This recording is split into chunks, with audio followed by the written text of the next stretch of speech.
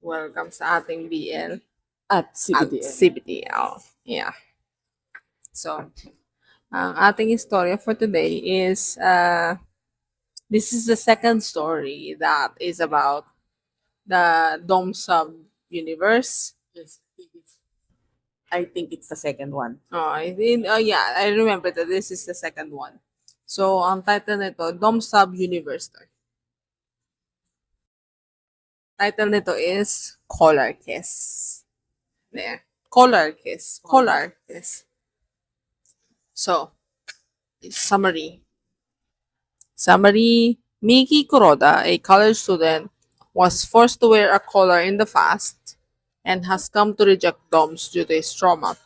However, his body continues to seek for more, and he deals with the overflowing heat by reading erotic novels. One day, when working as a babysitter, Miki meets Moria Adom. Despite being confused, he manages to finish his work but happens to go into heat. Moreover, when he finds an erotic novel, Moria notices his lower half, a sensual novelist who is a dome, and a traumatic college student who is a sub, a dome sub universe that is sweet and gentle enough to sprout in a world where there is a master and slave relationship. Mm-mm. Baka hindi na nila naalala. Explain mo sa kanila yung libro. Okay, what is a dome sub universe? So there are bali 4 genders sa situation na to. So regular male, female. However, both male and females can either be dom or sub. So they don't have extra genitals, extra wombs, nothing like that. So a male dom subnormal, female dom subnormal. So anim din pala. So parang oo, normal. So unfortunately, well, not really unfortunately. So similar sa Omegaverse, 10% sub, 10% dom, the rest of the humans normal. So sa universe na to, may mga commands. Commands are needed, specifically needed by each of the gender, the dom and the sub, because it releases like tension and they can suppress it with medicine. However, prolonged use of medicine is not advisable kasi it causes usual side effects. So, in Dom Sub Universe, Sorry, naantok ako. collars are seen as gift from doms to sub, and they are considered as like protection ng sub. Sa mga, parang sa mga omega din.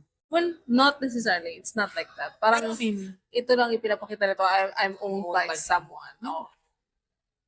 So, in this story, yun nga, si Kuroda is a male sub, and in the beginning of the story, he's already been wearing a collar. Pero walang pinapakitang dom niya.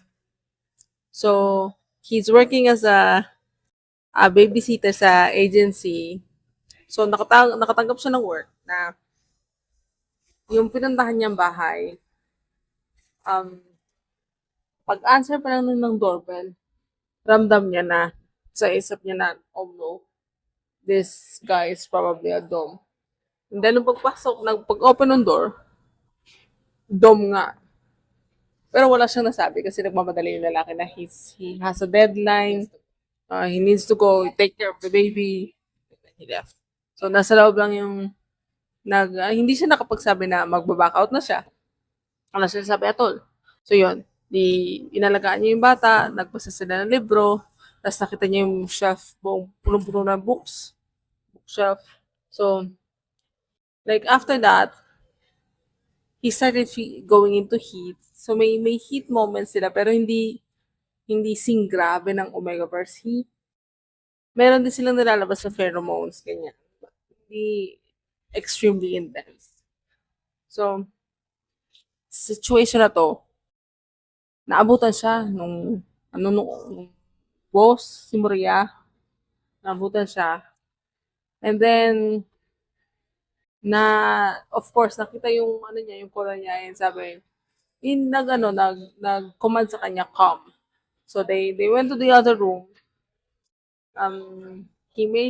Moria made him come. Tapos, napag-usapan nila na, well, wala silang pinag-usapan actually. Wala silang pinag-usapan na nothing Diretso significant. action. Pero wala nangyari sa kanila. Parang, parang binigyan lang siya ng commands ni Moria. And then parang sinabi na, the book is not really enough for you, right? So there, you did well, you're a good boy. Kasi yun ang, parang, one of the things na nakakapag-relieve sa sub is masabihan ng good boy. Like, good boy, you did well, ganyan. Ganyan. Like, great work, blah, blah, blah. Okay.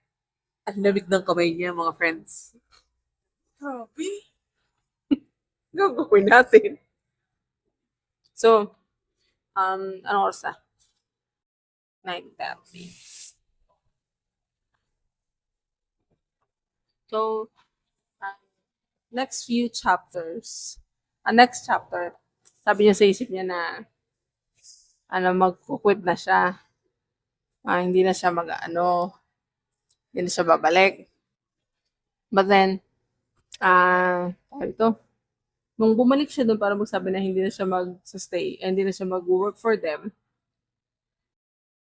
fully shaven na si kuya mo. Kasi ang itsura niya in the beginning, Naging pogi.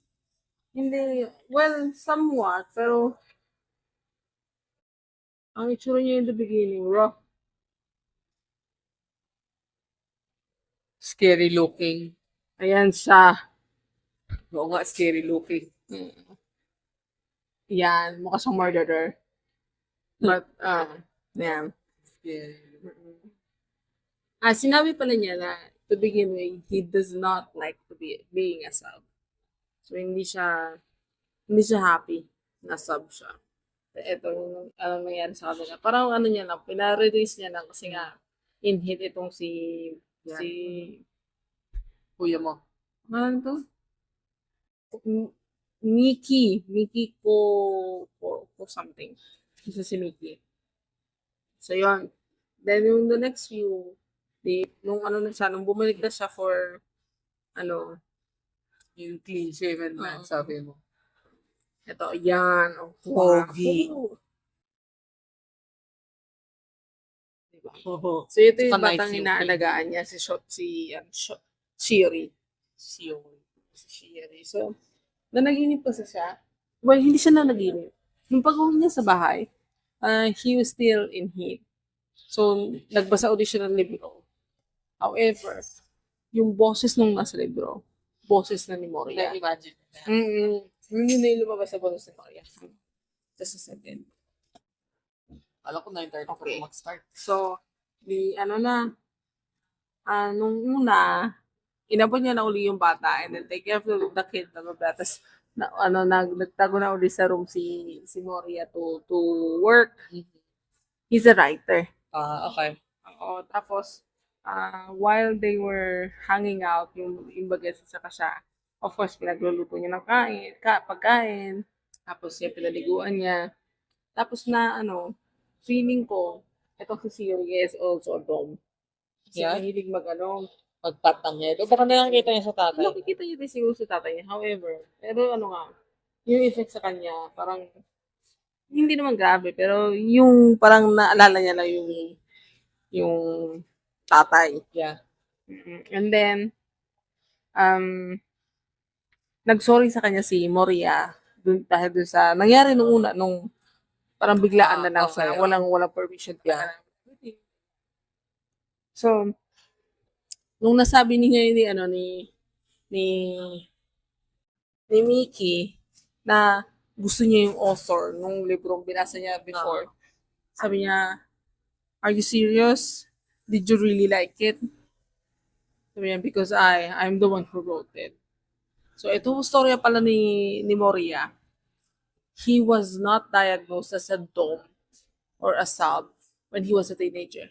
Bakit? Adult na yung lumabas yung symptoms niya as a dom. Ah, So, late bloomer siya. So, he so all never, his life, akala niya normal siya. oo, he never really experienced, learning and controlling anything when he was a kid. So, medyo confused siya and he never had an experience with anyone else before with regards to the dom sub. Kasi nga, adult na siya na diagnosed. So, may anak na siya nun. Pero, in fairness, walang nabanggit, I think, regarding sa nanay at all. Parang ano yata, parang namatay or something. Pero walang nabanggit. So, sinabi niya lang na I'm very happy na parang late na niya na-experience yung pagiging dom.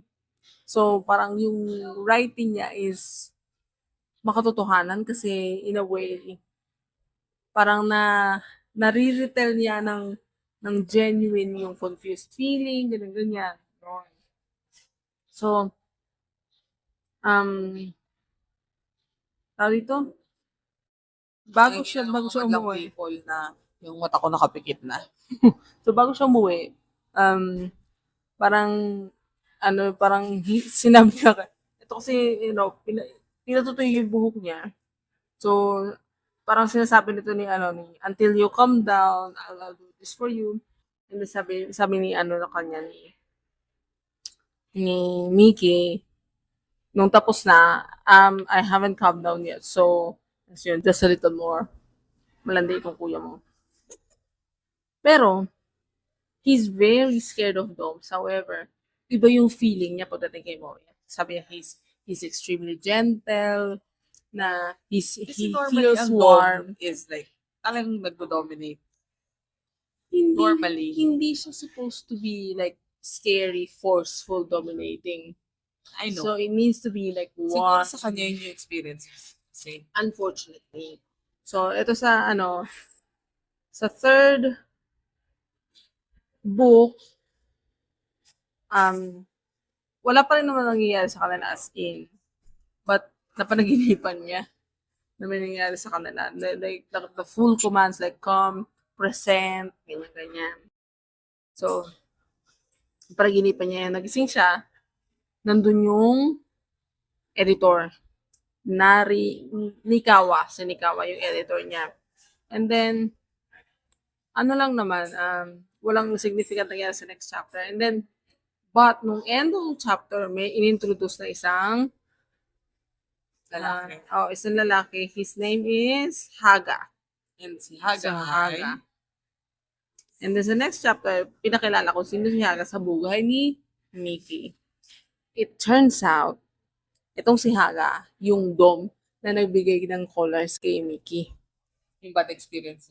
Yes, yung very, very bad experience niya. Ang nangyari pala kasi, they were classmates and it turns out na silang dalawa lang ang may second gender. So, ang akala nito ni Haga, they're fated. Okay. So, he forced himself on Mickey. Kasi his textbook thinking is that doms need to be forceful. Kaya. And subs will be happy. Subs will be happy when they are forced. But it's not really how it works. It doesn't work like that. So, after nung dumating ni Haga, kinuha niya si Mickey and they went home. Tinaguan pala siya ni Mickey. So, parang he left the hometown. Tinaguan siya. Tapos, So, wala silang proper clothes. Wala.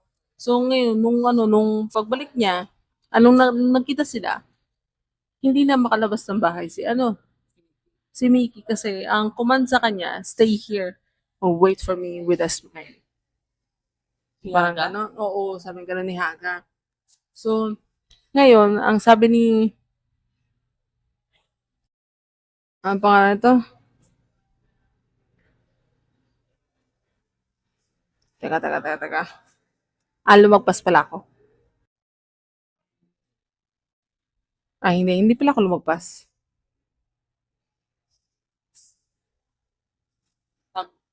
Wait lang. Oo, hindi pala ako lumagpas. So, ano pala, hindi pa sila nagkikita. Itong chapter 4, hindi pa pala nakikita ng chapter 4. So, ilang araw siyang hindi nagpunta sa bahay ni Moria. Kasi parang feeling niya na he crossed the line or they crossed the line or something. Especially nung panaginip niya. He felt like he can't do the job anymore, ganyan. So, tapos one time, um, nag, nanggaling siya sa isa niyang work na babysitting din. Pero hindi galing ang request kay Moria. So, nagpunta siya sa bahay. And then, of course, they talked inside, ganyan. And sabi nito ni Moria, due to my lack of experience, I don't, my writing is not really going well. Di sabi nga nito ni Mickey, why don't we, why don't I help you? Lamig talaga. At least you're awake, oh. So, why don't I help you? So they did some commands like sit, eat this, look at me, like eat this while looking at me, and then sabi niya, if we're really going to go all the way, we need to come up with a safe word. Safe word nila is I love you. But so nung may mangyayari na sa kanila, parang medyo natakot itong si Mickey. So he said the safe word, which is I love you. And then they stopped, of course. Because he's very respectful, si Moria. And then, Nantok pa kaya ako, I pick yan ng lamig. and then, and then, nung Ay pala, ilan chapters yan before? 9. Ay, haba ah. Isang Pero, book lang? Oo, isang book. Extras lang yung 8 and 9. Okay. So, extras na lang ba? Yeah, I think extras lang, 8 and 9. So, chapter na ba tayo? 4? Oh, yan, after niya nagsabi ng safe word, they stop. Pero, nung, nagsabi pa rin si Mickey na, I want to continue, pero walang penetration. Parang yung sa outside lang, na parang gano'n. So, they're both quite happy with that. Ito sa chapter 5, lumabas na si Haga. Nagkita sila accidentally kasi nandun pa rin sa bahay si Mickey sa bahay ni Moria. And then dumating si Nikawa, editor, kasama niya si Haga, which is a newbie dun sa publishing company. Okay. Parang observation day, kaya niya sinama si Haga. Okay. And then, nung pagkakita niya, hindi siya na-surprise. Hindi siya na-surprise na, oh, what are you doing here? Ganyan. So, parang sabi niya na, I didn't know you're here. I thought you were going go home, ganyan. Parang, ang weird nga nung pagkakaano niya na, ganon. And then, Parang alam niya na. Tinan mo yung pagkakasabi niya. So, my name is Haga. And then, I've read all your works. I thought your works were astoundingly. Oh, isn't it Mickey? I thought you were going home. So you were here. So parang hindi siya na, like, oh, parang hindi ko ito. Bakit di mo blah, blah, blah, blah. So yun lang. So, sabi niya na we had a fight yesterday. I didn't know where he went. So, inuwi niya.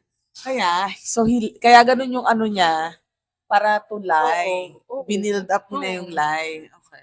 Ayun. So, pero yung itsura niya, nung pagkakita niya pa lang kay Haga, hindi na maganda yung itsura niya. Takot talaga siya. As in, yung fear sa mukha niya is clear. And then, nakita of course ni Moria, however, syempre wala siya magawa kasi yung collar ay galing kay Haga. So, they left. And then, it's been a few days. na may nangyari sa kanila. Well, hindi pinakita. But, sinabi niya lang na, I need to punish you, ganyan-ganyan. So, yun. So, ang pagkakasabi niya na, why did you run away? We are fated to be together, aren't we? Pero habang sinasabi ngayon ni Haga, nasa isip niya si Moria na, na, he wants the warmth of Moria, ganyan. This is a nice Sinasabi niya, person. he doesn't want this, and he needs help. So, yun. Itong cute side. Si Shiori, Oni-chan, will he become mama? So, Oni-chan is Oni-chan, right? But he's pretty nice and can cook. I want to. Dalawa? Ha? Dalawang bata? Hindi, cousin yan. Ah. Pero wala talaga na sabi regarding doon sa nanay. Ito na yung chapter 6. Chapter 6, nakakulong nga si well, hindi siya physically kinulong, but then, Ang order yung- sa kanya is to stay. Like, smile, I'm coming home early. Be a good boy, parang stay here. Yan. Tapos ang tinawagan niya yung agency and they said he quit. However, kinontak siya nung si Nikawa, Oo, yung editor. nung editor, na sinabi niya na he did not know that Haga is Miki is the sub of Aga. Tapos, kasi may sabi na, even if I'm wearing a collar, it doesn't mean I'm satisfied. Sinabi niya yung kay Moria. So ngayon sa isip-isip ito, that especially the safer that he chose is I love you. So ang nandun sa libro sinulat niya yun eh. So look at me but not as a sub. So ang thinking ngayon to ni Moria na what if he wants me to love him as him, not as a sub. So yun. Tapos yung kinontak siya niya ito nakakulong siya. So, nami-miss niya of course yung warmth ni ni Moria, and then he doesn't want to be controlled by pressure anymore, and he wants Moria-san to control him or love him. So yon, tumawag pala sa akin si Nikawa, and then tinawagan niya si Miki, pero hindi niya sinagot, lang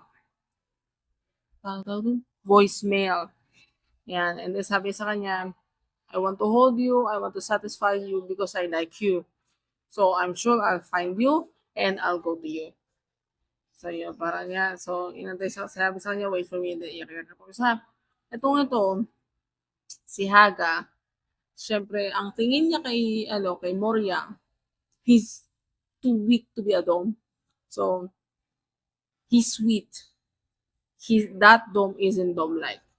So, a dome Mali talaga dominates, thinking niya, a dome dominates a sub with force, and the sub is comfortable being dominated. Pero, naisip ko na, bakit gano'n yung itsura ni Mickey? Bakit hindi siya Bakit masaya? ganyan yung thinking niya kaya? May backstory yan. So, ito nangyari. Si Nikawa, na pagtanto niya na, Na-notice niya na may something. may something different ito kay Haga. So, I've been meaning to ask you something for a while. And then, binigyan niya ng command. Sabi, sit down. Yung napaupo ngayon to si Haga. So he's stronger than him. Unfortunately, well, it seems like itong si Haga is a switch.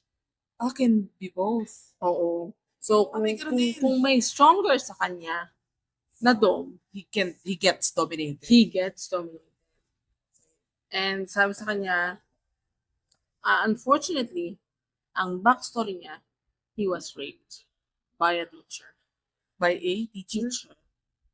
Ayan, ang backstory niya, he was raped by a teacher because he was commanded by the teacher na, you can't move, blah, blah, blah, something. So he's stronger than that. Oo, he's stronger than the boy. And unfortunately, wala siya magawa. Kasi nga bata lang siya. And he's a switch. So, siya talaga, madodominate talaga siya. I've never read yet A switch before. a switch before. So, even the Dobusov universe at the moment is quite, It's not as explored. oo, hindi pa ganun kadami unlike Omegaverse. So, madaming bago naglalabas. So basically, because of what happened, he thought na yun yung dapat. Oo. Kasi yun yung ano sa kanya, yung nangyari sa kanya. Unfortunately, wala kasing nag-guide sa kanya na ano, ang tama. And then he experienced that. So, ayaw niya matanggap. Hindi niya matanggap. So, yun. Parang binigay nito ni Kawa kay Moria yung address ni Haga. So, ngayon pinuntahan. Unfortunately, naunang dumating si Haga. So, yung sabi niya, what a relief. Where are you going? Go back inside. So, tas dumating ngayon to si Moria-san. Kasi yun, and they, they were able to be together. Tapos, sabi niya, Mickey is my son. He makes me feel at ease. He is the only one who makes me be a dome. So, without Mickey, he doesn't feel like he is a dome. So, parang, he hates the fact that, parang nagre-rely siya kay Mickey. Unfortunately, yung commands niya, it doesn't work na with Mickey. So, ayan, heavy command yan. And then, natanggal niya so, ito sabi niya, you are my Saka, I even put a collar on you. Tapos, isip-isip ko rin, ni Mickey na, I don't want to follow you. And then, sabi nito isa na, it's given as a gift. It's not given as a means to control. So, yung ending nitong chapter na to, natanggal niya on his own yung collar. It's quite impossible na gawin yun. Kasi parang yung compulsion ba as a sub sa dome mo to But the keep fact that. that he doesn't like him. Exactly. So sabi niya na we are not a fated pair. So feeling ko, silang dalawa yung fated. Si Moria at siya. Kasi ang napaka-strong ng attraction. At ease lang. Very warm yung attraction sa kanilang dalawa. And then they went home. So, Dumudumi na naman siya. ha? Dumudumi Ilang na araw silang hindi nagkita. So, ilang araw siyang worried. Hindi siya nag-shave and everything, ganyan. So, ang cute ito. Siyempre, gusto siya sumama. gusto niya sumama para i-save si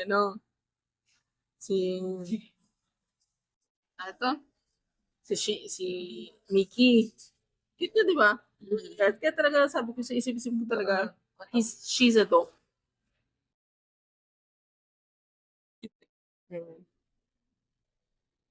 Super cute. She's so cute. And So, then, and each end of the chapter may ganyan. oo, cute nga eh. Kaya nga. So, ito na yung pinaka last chapter, which is chapter 8. So, parang dito sa chapter 8, ipinakita yung pag nilay-nilay. Ano yung English nun?